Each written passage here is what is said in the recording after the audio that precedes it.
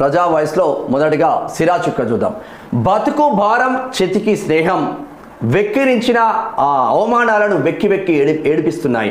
ఆశల పల్లకి ఆశలను కోరని దివ్యాంగులు గట్టివాళ్ళు ఎన్ని ఎదురు దెబ్బలు తిన్నా తిరిగి కొట్టలేరు. దివ్యాంగుల బతుకు బాధలు ప్రభుత్వానికి పట్టవా?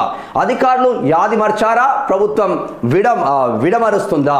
దివ్యాంగుల నిస్సాయుల్లా ఉంటారే గాని నింగాకాశంలో స్వచ్ఛమైన మనసున్నోళ్ళు జన జీవనానికి దూరం పెట్టి చూస్తుండడం జగత్ సృష్టిని తప్పుబట్టడమే.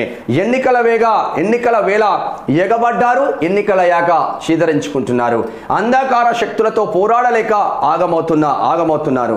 వెంటపడి వేధించే వాళ్ళే ఎక్కువయ్యారు తప్ప సాయం చేసే వాళ్ళు ఎక్కడా లేరు. ప్రభుత్వం స్పందించాలి, దివ్యాంగులకు మేలు జరగాలంటూ శివ బరిగెల జర్నలిస్టు ఐనవోలు నుంచి రాసిండు.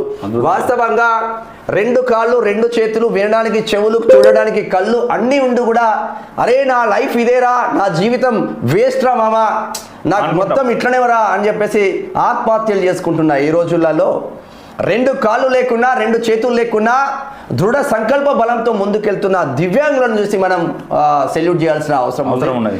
దివ్యాంగులను చిన్న చూపు చూసుకుంటూ ప్రభుత్వ పరంగా అసలు దివ్యాంగులకు ఏ అర్హతలు లేనట్టు, వాళ్ళు కేవలం ఓటు కోసమే పుట్టినట్టు ఆ కోణంలో ఉంటున్నారు. దివ్యాంగులకు కూడా స్పెషల్ పథకాలు పెట్టి వాళ్ళ బతుకు చిత్రాన్ని మార్చాల్సిన ప్రభుత్వాలు మాత్రం కనీసం వాళ్ళకు రావాల్సిన పెన్షన్ కూడా ఇవ్వలేని పరిస్థితి. మీరు నార్మల్ వాళ్ళకి ఇవ్వకండి, కానీ దివ్యాంగులకు ఇవ్వాల్సిన బాధ్యత మీ పైన ఉంటుంది.